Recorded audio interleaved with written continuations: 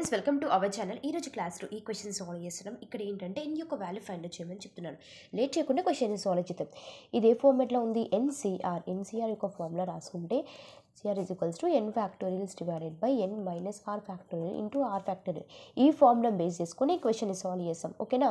ఈ టర్మ్ని ఈ విధంగా రాసుకుందాం.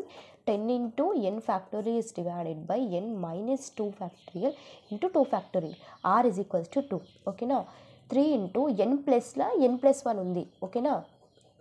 Factorial is divided by n plus 1 minus r అంటే ఎంత? 3 into 3 factorial.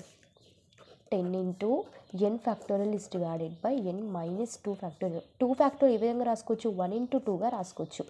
And 3 into n plus 1 factorial n plus 1 into n factorialగా రాసుకోవచ్చు. n minus 2 and 3 factorial. ఇప్పుడు cancellations n minus 2 n factorial and ఇది 1 into 2 into 3గా రాసుకోవచ్చు. And 2 is get cancelled and 3 is also get cancelled. నాకు అప్పుడు terms ఏమి మిగిలినాయి? 10 is equals to n plus 1 and 10 minus 1 is equals to n. 9 equals to n అంటే n యొక్క value 9. ఇంతే friends. Thank you so much. Subscribe my channel please.